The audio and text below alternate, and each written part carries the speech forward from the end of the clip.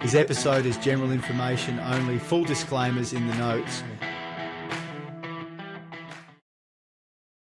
Merry Christmas, JP. Welcome back to the final show of 2026. Before 2026. Exactly. We made 18 episodes. Who would have thought? Yeah. How have you been? I've been a bit unwell for the last week. Good, mate. Been travelling. My daughter graduated from Melbourne Uni in mathematics, which was pretty cool. Excellent. So that's good. Went to that and she was very excited and so were we. You know, very proud of the effort she put in. Not us putting the effort in. Congratulations to her. Yeah. And went and saw the Lady Gaga last night. You did Gaga? Yeah. How many concerts? Because I think my son and daughter are going to that or had gone to that. I think tonight's the last one. They must be going tonight, I think. Yeah, she puts on a show. She's an entertainer. So may not be everyone's music, but you know a few tracks for sure. Yeah. You would have got, I'm assuming, Gaga, you would have got free tickets for that one. Or did you transact on that one? Mate, there's not an envelope opening that I don't try to attend. There you go. If it's the right price. Yeah. Very good, very good. Okay. All right, mate. So welcome back. You're on the Steak Dinner Pod, which is to give men the tools, clarity and encouragement to rebuild physically, financially, emotionally and mentally. One hard conversation at a time. Thanks for joining us again. Welcome back. And remember, if you've got a mate or a brother or someone else in your family or friendship group that you think should listen to some of the things that we've spoken about in the last 18 episodes, please pass it on. And you never know, there might be something that they get out of it that you know could help them. There's a lot of blokes usually you're being confided in, and that's usually, hopefully, we're one of the places you can pass them on to maybe get a few kernels of wisdom, not from us, from other people. So welcome back. Yeah, thanks, mate. Especially around this time of year. I think for some people it can be a bit, it's a time with family and it's a time of reflection. And I think for some of our listeners out there, it's a time to reflect on, for them, potentially maybe what's missing in their life this year to last year. If you can share this to your mates, please do so, or to a friend or family. What have we got on this episode, our Christmas way out? We were thinking about New Year's resolutions over this Christmas break, but we sort of thought, no, let's look at this a different way. There's different ways to address change. And what we were going to do today is talk about the Christmas Bloke Audit. So current you versus future you. That's the only comparison you can make. You can't become somebody else. You can only be somebody else in the future. So, all right. Can I ask, obviously resolutions, have they been a part of you? Are you a resolutions guy? Have you ever done the resolutions? No, I haven't. It's never been something that I've done. Yes, I've done. Yes, of course. It's me. Of course I've done resolutions. It just ties right into my type A. But I can confirm it doesn't, for me personally, I understand the statistics. With all the best intentions, it doesn't work. It hasn't worked for me personally, that's for sure. And there's probably a number of reasons for that. I probably go the all or nothing strategy where you really just want to go from zero to hero and redo up every part of your life, which is probably the absolute worst way to do it. But I guess why resolutions don't work, and we kind of did a little bit of research around why resolutions don't work and why we chose not to make this a resolutions episode and more of an audit identity shift episode, because I guess it just lines up more with the science of change, right? What really works and what doesn't work. Why don't resolutions work? Well, I guess there's a few reasons there. Well, quickly, they're usually chasing an outcome, not the change itself. So they're relying on motivation, which obviously fades as soon as you get back to work and other pressures that hit you. They're usually driven by guilt.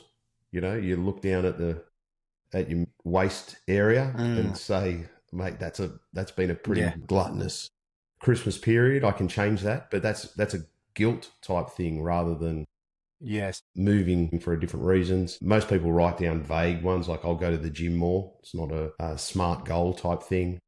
There's a few, but usually emotional resolutions are emotional. Yeah. And audits are more structural. So that's why one probably works. Yeah. And I think you touched on that. Resolutions are all emotionally driven, aren't they? Anything that's emotionally driven, emotions come and go, they fade over time. And they're generally short term. So it's just not a reliable way to change to a consistent behavior. If you want to change a resolution, if you were going to write down a resolution, hopefully just consider this first. And I'll give you some key quotes, right? Key stats. Excuse me.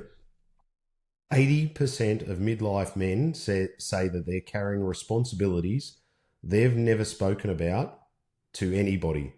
Not to partners, not to mates, nobody. And that's in the UK and from Movember. And men underestimate their own stress levels by, have a guess, how much? Probably, I'd say 20, 25% maybe? Percent. So that means 60%.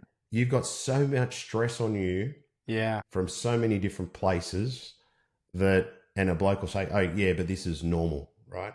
It's just really getting used to it. I've had this conversation with people just about health. You know, some people can be unhealthy for so long that unhealthy becomes their baseline almost. Yeah. They've never experienced what optimal living looks like. So I find that interesting. So, yeah. So what we're going to be talking about is the audit, the framework that you could apply. And we've got 7 pillars of that, 7 rounds you can go through. You can pick whatever round you want to do, or we'll try to do all of them. We'll have a quick spin through them. But basically it's current you versus future you. So you've got to imagine who you're going to be in the future. I reckon this is a really cool way to look at why you're doing change, or why you're going to the gym, or why you're not eating. So, we'll have a quick spin through, Josh. So round 1, ding, ding. Yeah. This is the asset versus the liability. So the future you wants good functioning knees, to walk around. But the current you wants Uber Eats receipts. Yeah. Right? And so there's a difference. So you've got a future you 20 years down the track who wants a outcome, but for the only way you're going to get that outcome is by changing your current behavior. I think taking a step back from there, looking at the why behind the behavior, what's driving the behavior. I think if you look at behavior in an isolated way, what's at the root cause of that behavior? And I think to me, that feels like the first step in really understanding why you're driven to do certain things. So it's really understanding what void is that filling that you're turning to food as your outlet. There must be something going on deeper than that, and not just the taste of the food. But it's interesting. I think it's very complicated, these things, aren't they? And I guess the key is to really spend the time doing the introspection as well, looking at some of those emotions, like those triggers and what's going on. How you treated yourself this year, right? Yeah. Because how you treated yourself at the start of the year is you're living that body today, right? Yeah.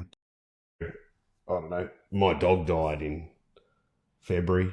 And put him down, and then all of a sudden I'm not walking the dog every day. Like the dog created the habit for you. The dog was a great habit. Yeah, it was a great habit, and then now you don't have that habit. So it's taken me a while to get back onto some other morning routine. Yes, to anchor me. And it's interesting, like that raises an interesting point, right? Because you won't go for that walk for yourself. No. But you'll do that walk for Ricky. Yeah.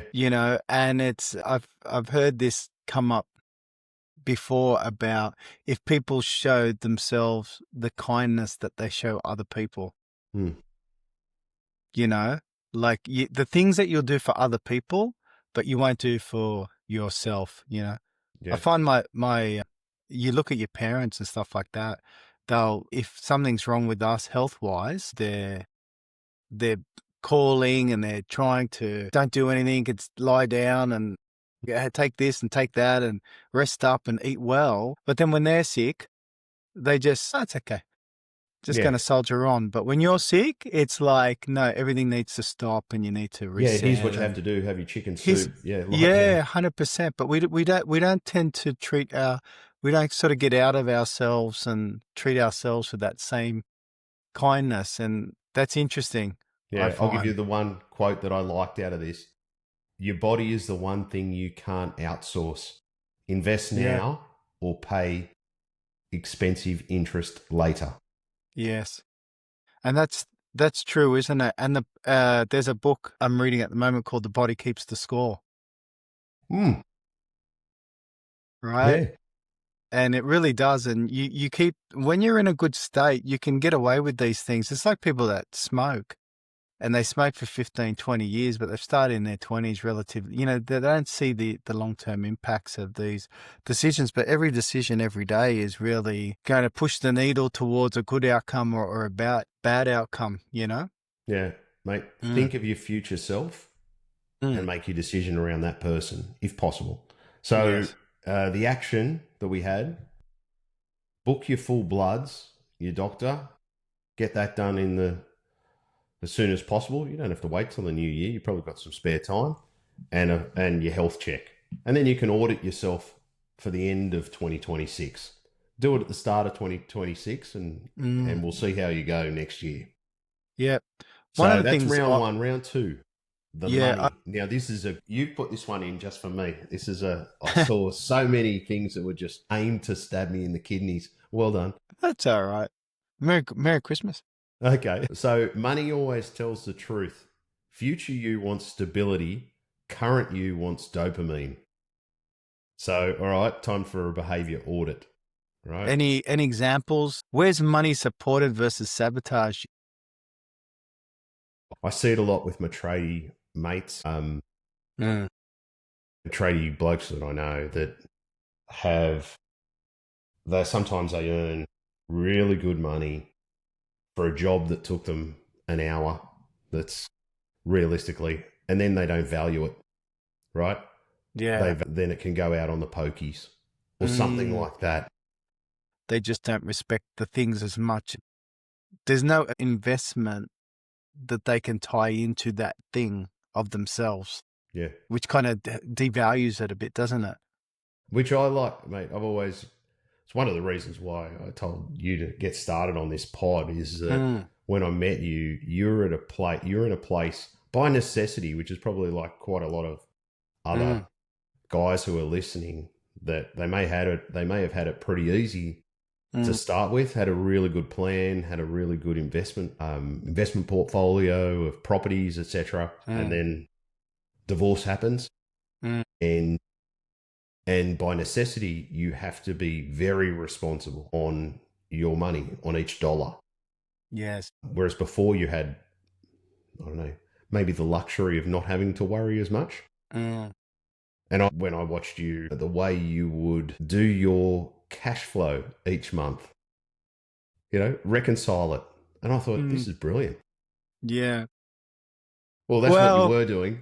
Well, that's what I was doing. And I think different times call for different strategies.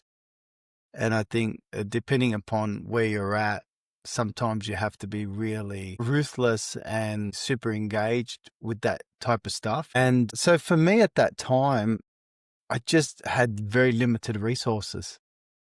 So when you've got scarce resources, you have to be super diligent about every cent because everything becomes essential spending.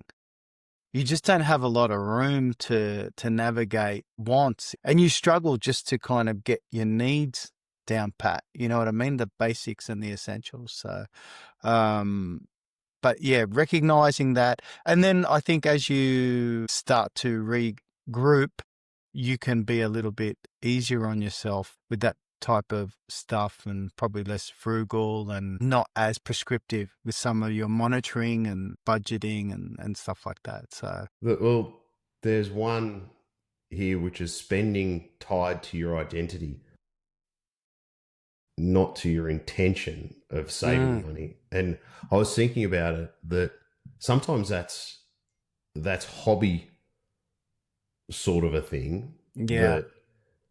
That, if you like, well, I've snow skied pretty much my whole life. Yeah. It's an expensive hobby now. Back then it wasn't. I know. Tell me about it. Ridiculous. Japan nearly crippled me. Yeah. Going to Japan for a couple of weeks. Well, you can do this. You can spend the same amount of time at Threadbow. You probably go through the same amount of money. It's 100%. Right. And when it's just you, it's okay. But when you got like a family of 5, it just becomes quite the affair, doesn't it? Yeah. But if you have an identity tied to surfing, let's say, which is most of the guys here on the northern beaches, then, it's free. Then it's a lot cheaper. Or your identity is tied to gambling and the pub. Yeah. Also very much. So, yeah. I don't know, mate. That just made me think, how do I see my identity and tagging that with money, or my identity to be generous with people, or, I'll take the bill. You're a very generous guy. You're a very generous guy. What goes around comes around has been my belief. Yeah. Yeah.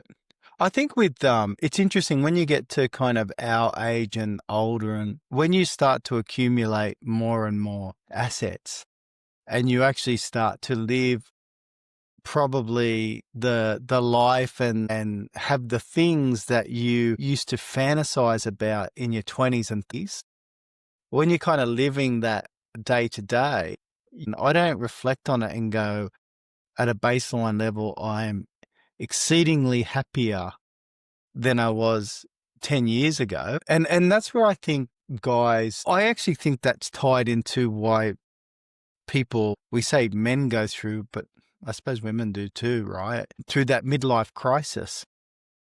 Because I think it's almost like a reflection and an awakening where you have all these things and you realize it's kind of still the same. And then I think that forces you to kind of recalibrate what really is making you happy or excited to get up or motivated.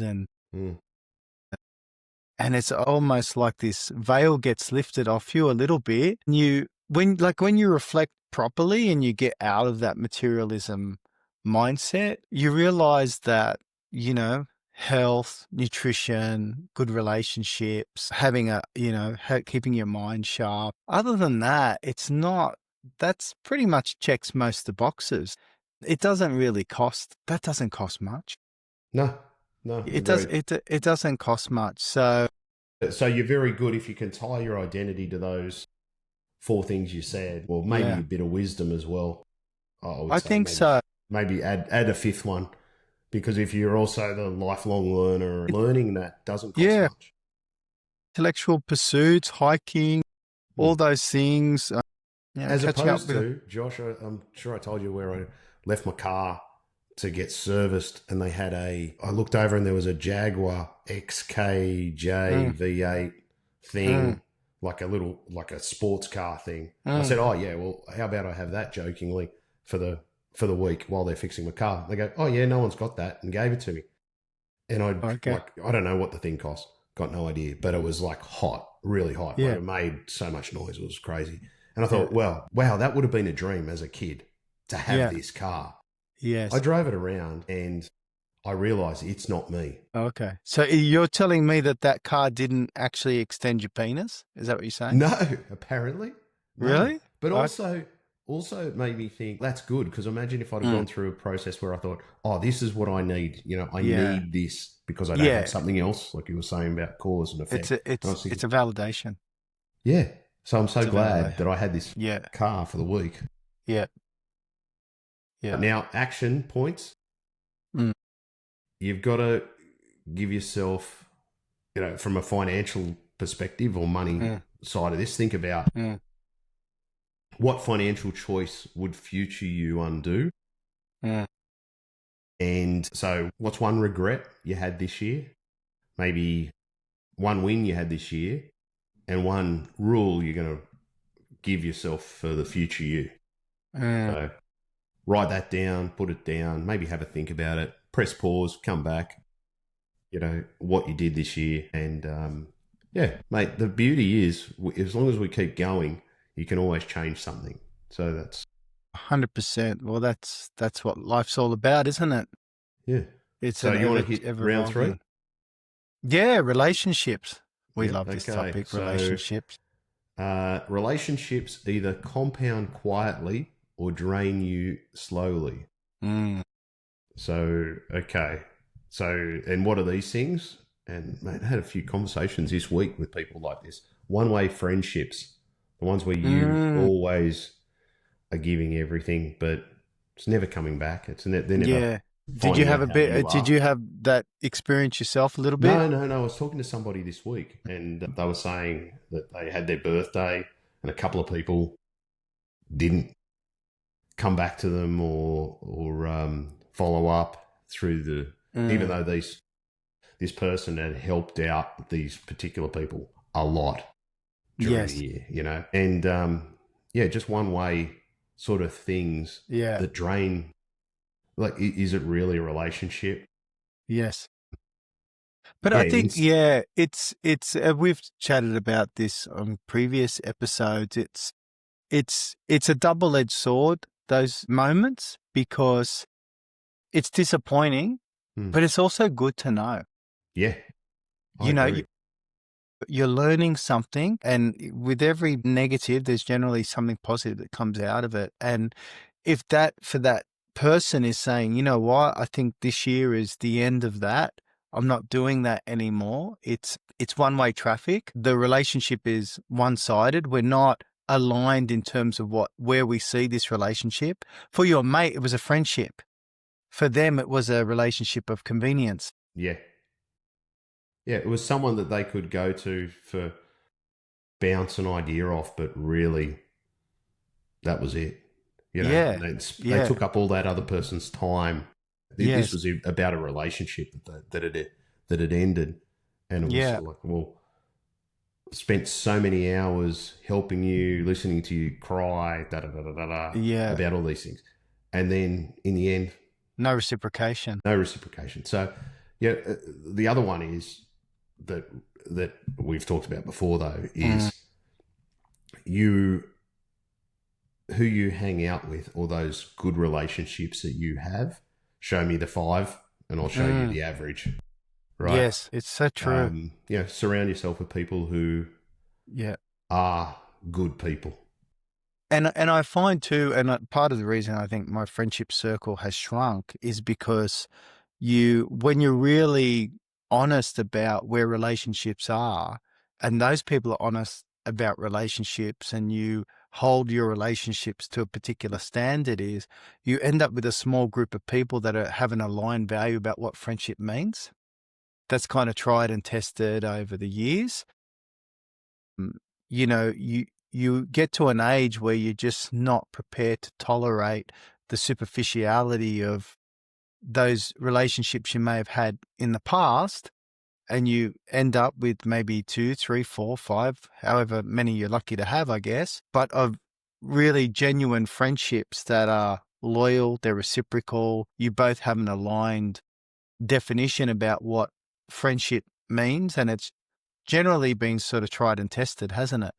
With those people. I mean, I think I don't know about you, but if you look at your closest relationships, or the people that you feel are in your inner circle, I would think that you've got some evidence there of reciprocation in the relationship, where you go, I've witnessed the quid pro quo of this relationship, and that makes me feel I've got enough evidence to say this is real and I'm prepared to invest in it, as opposed to, it's nice to say you've got a lot of friends, but none of it's really been litmus tested, Yeah. Not to say you can't have disagreements with your mates, but mate, if you have 3 close mates, it halves your depression risk. Yeah. And you brought a good point up, but it's like, but isn't that part of friendship?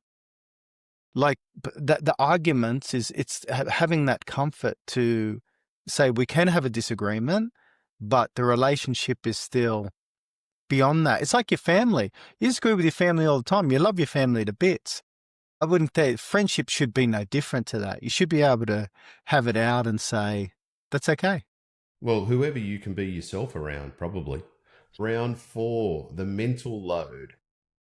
What you carried versus what was never yours. This was really good, I thought. So this is a hard one because it's a mental load on you. And realistically, you guys who we know and ourselves, you've got a lot of a mental load that you're thinking about, so many other things. But you've got to really think about things you carried that are not your responsibilities, right? That is like you've already got enough on your plate, usually. So what's some of the things that you could say here that you're carrying that aren't yours? I think as men, we establish this role, and I know we're sitting in 2025, but I think there's an innate biological wiring for men that you take on a protective and provider role.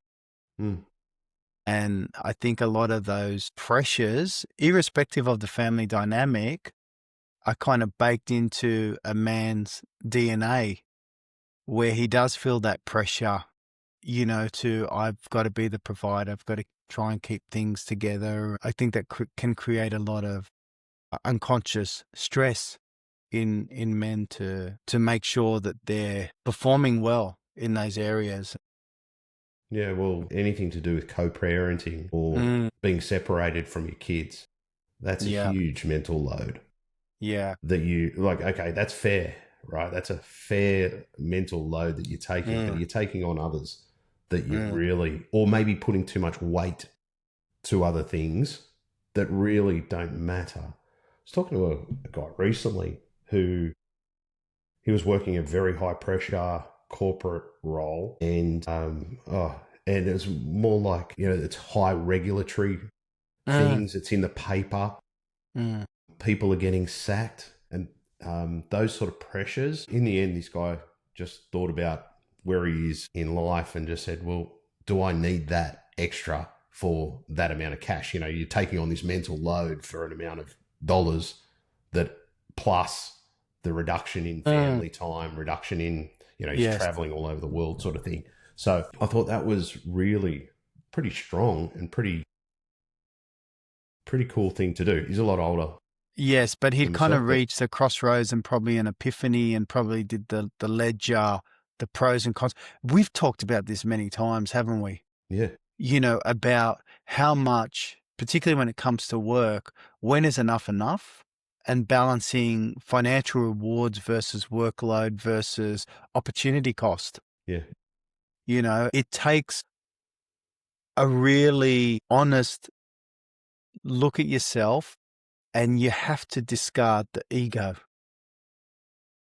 You really, because you've tied yourself to the identity of your ego. Yes, 100%. Because the whole self-worth, particularly growing up, and society reflects this as well. So a lot of self-worth is driven by, positions in life and stature and things like that. And we all get caught up in it. I've been caught up in it. I'm sure you have as well. And then you really, if you were to look at it holistically, and I think this is what happens, you get this reflection and going, well, hang on, work is a part of my life. There's probably 6, 7 key areas that are important to me. Work's one of them. And I probably wouldn't say that it's the highest. If people are honest, I don't think many people would put work before family. Not many. Would they? So, and on that basis, when you put 90% of everything that you are into your work, or more for some people, and you're just blowing up all these other parts of your life, but society tells you, well, yeah, but you're a CEO, so you're a successful guy. And it's like, well, maybe when you're looking at him from across the office, but go home to his family and see if he's a successful guy. His kids won't make eye contact with him. He probably hasn't spoken to them for days. You know, he's probably doesn't have a great relationship with his wife. Probably doesn't get to spend time with them. Friends, where are they? Unless they're work drinking buddies, whatever. So, you know, it's kind of like, well, what your whole definition around success is, you realize it's very narrow. So, mate, so we've got a couple of actions then. So write down 3 things that you carried this year. Then circle 1 that isn't yours to carry. Or you can lighten the load on it, right? And that's going to decrease that mental load. That goes back to that sphere of control. Now we're about to ding into round 5, the most important round. So that's right. Round 5, the kids. And this was brilliant. I do like this one. Quote, future you is the dad they brag about. Current you is the dad who's too busy. Like, we're all guilty of that. Well, crime, maybe that just hit me hard. That's all. Yeah. No, I think it's something that most men, particularly in our current environment, would be able to resonate with if they're completely honest. We all can be a little bit too busy sometimes for our kids. Either busy, or I would probably broaden that to distracted. Yeah. As well. So you're still in the room, but you're not I think so. And I tie that back to technology. I know I keep going back to technology, but I think technology drives a lot of the distractions that you see in modern family environments. So I think the less technology is in your life, or the more intentional you are with your technology, the less distracted you'll be, which means it's going to free up some time for you to redirect that time back onto the relationships in your life, hopefully, if you've made some time for that. So, yeah. So maybe we don't need to go too much more into that one as an issue, because we've talked about it a fair bit. But maybe as an action item, try to spend an hour per child without your phone. I think you'll want to build these relationships even more so whilst they're young. Just because I can tell you, once they're 16, 17, you're very lucky to get an hour with them a week. Yes, I agree. And it's got to be intentional, even for that hour. Yeah, like sure. If I have my son's moved out, but I have to organize time with him, it's not really just pop overs. I have to say, come around on Thursday for dinner and we'll do this or we'll watch this. And it's not like in and out like the old days when your kids are younger. And I think you raise a good point about, it's like anything, the time that you invest now, it's like when we said your body keeps the score, right? The things that you do today determine what the older version of you is going to look like. Yep. And I think it's the same with your relationship with your kids. If you can invest that time now while they're young and spend that time, then they'll be calling you up as adults saying, hey, I want to come around. Yeah. Because you've built up that relationship. Who are very, very intentional in that way. Not just because, they like the same sport or whatever, or maybe that's just pushed down through the ranks, but guys who are really making an effort as much as possible to spend time with their kids, not just consistently be the provider. It's like also to spend that special time, whatever that is, trying to come up with different things to do, which is pretty I think hard depending on age appropriateness. It is. Interests definitely help. I think if you can kind of get yourself into their world a little bit and start to get a bit interested in what they're interested in, and the more genuine you can make that, it's just a lot easier. It does give you talking points, and it does help to build a relationship, because out of that, you're spending the time, you're engaging, you've got common ground there. And I think if it's based on sport, or if you both like the UFC or the footy, and that gets you week on week sitting down together talking about the game and things like that, I don't think there's anything wrong with that. No. We've got 2 rounds to go. Identity, yep. The man you play versus the man you are. And this is interesting. I love this one. Every bloke has a version of himself he performs, and one he avoids or tries to avoid. You know, you've got these parts of your personality and your ego and what you do. So an easy one for this is the version of himself he performs is usually at work, I would think, for most blokes. Yes. And the one he avoids is that demon in him that comes out at different times. So yeah, and generally, like I said, of that? I think I agree. I think you spend so much time. I think we all wear masks in different settings, and not just work. Even in social settings, you probably have different masks and you play different characters depending upon the group you're with and stuff like that. You have little changes and nuances in your temperament and what parts of yourself you might show and what vulnerabilities you might show in some and how guarded you are in other relationships. I mean, that's all a little bit performative, isn't it? But certainly I agree with you. The strongest performances are reserved for work generally.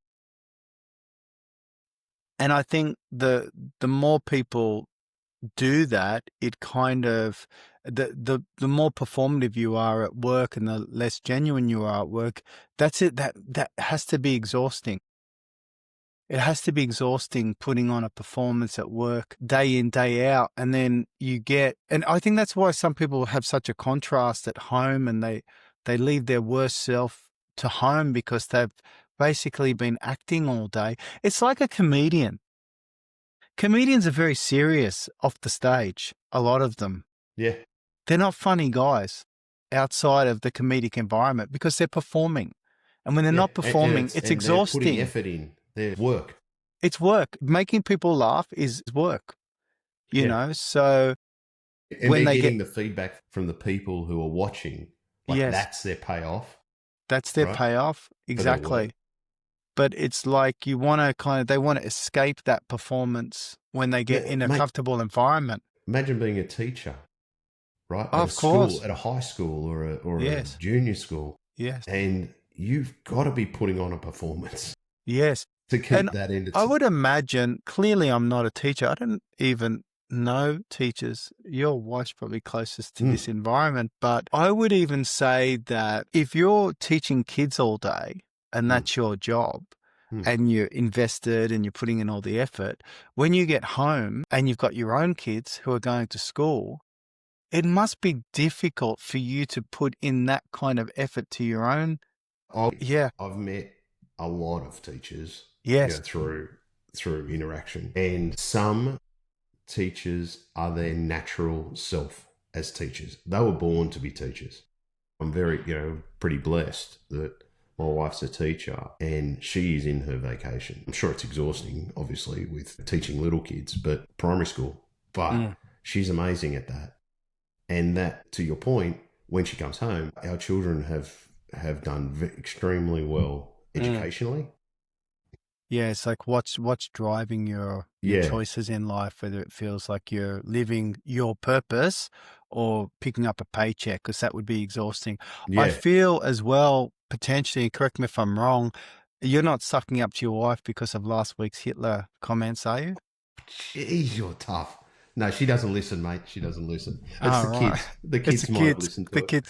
The kids dobbed you in. That's good, mate. That's an excellent recovery session for you. Thanks, just before Christmas too, no doubt. I'll make sure there's a shout out to all the teachers out there. Well done. I'll create a YouTube short so you can show her just the second clip of you essentially apologizing.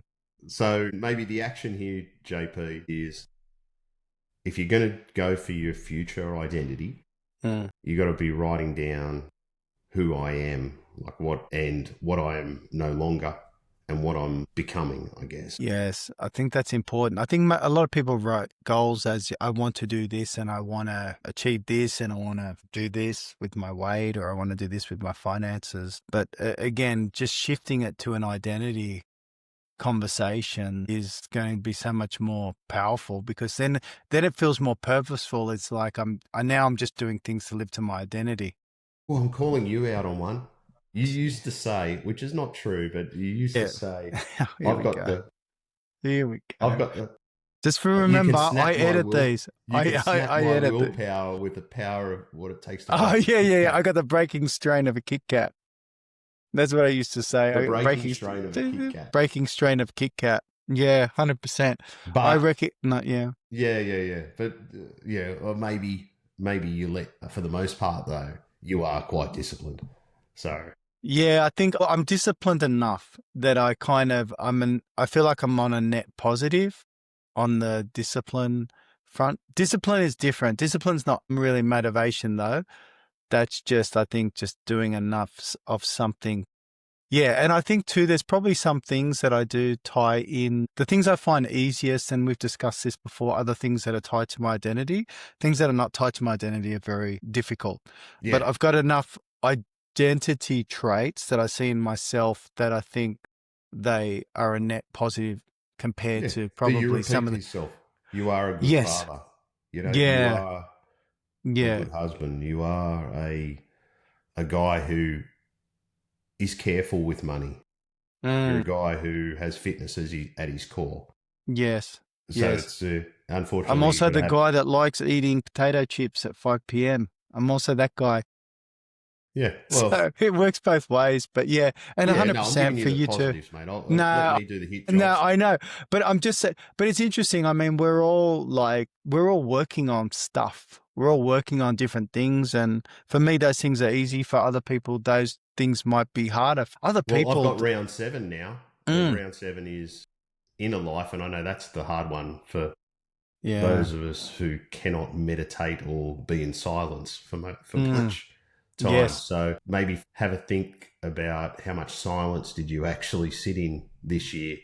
And that can be silence in your car, but without the radio, having a think to yourself, something simple.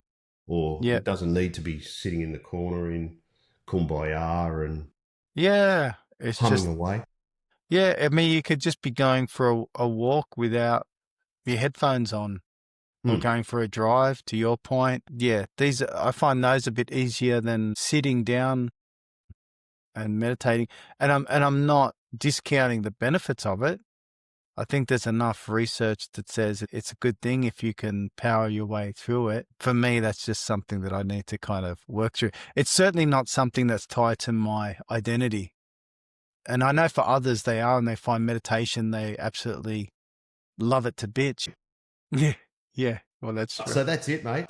We weren't going to get too heavy today because it was just more so thinking about your future self rather than coming up with some form of New Year's resolution.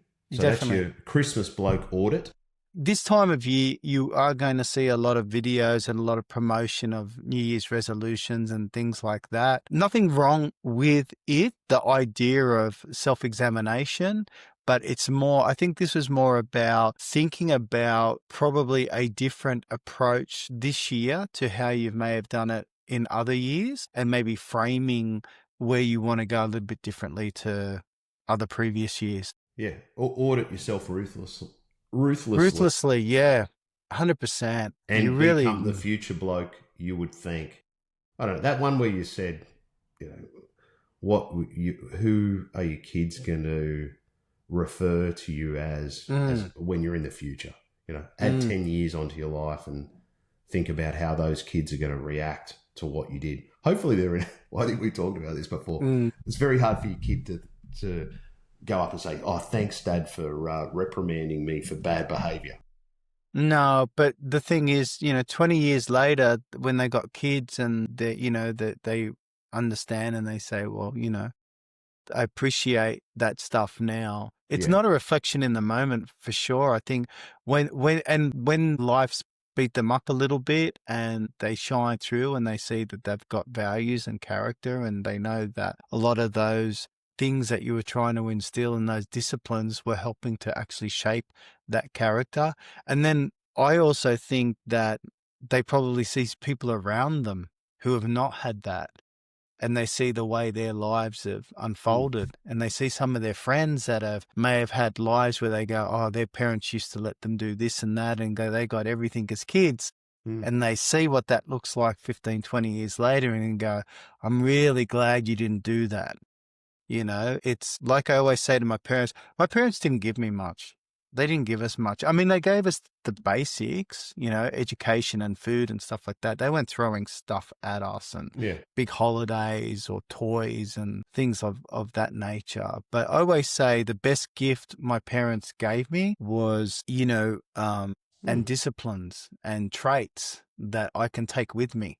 And I think for me that was the best gift. And you can pass on to your kids, mate. So well done. So yes, pass on to our kids.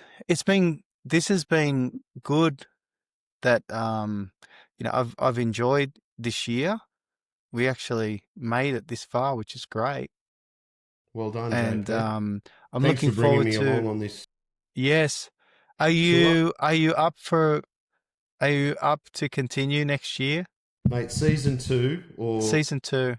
My return tour of duty. Yeah. Yeah, mate, we'll be back. We'll be back season 2. 2026 we want to be back. I've got to spend we're going to spend some time just taking a break, spending time with our families and stuff like that. Maybe we come back late Jan or something like that. Might be good. And I'd like to kind of have a bit of an examination of how the year's gone and then look at what 2026 is going to be like. I certainly want us to develop this from this year, and I think we need to bringing on some guests and things like that would be fun. I think incorporating some guests, that would be great. Just getting some different perspectives. Like I said, I think people have heard enough of us. I think people are pretty clear about what our opinions on life are. So I think it'd be good to kind of mix it up and start engaging with some different subject matter experts in the realms that we like to talk about. Yeah, things that interest us. Interest us and our listeners. Have a great Christmas. Have a safe Christmas and Happy New Year, everybody. KM. And I look forward to the return, nice and fresh, in 2026. You have a great break. Merry Christmas, everyone. Take care. Bye. This episode is general information only. Full disclaimers in the notes.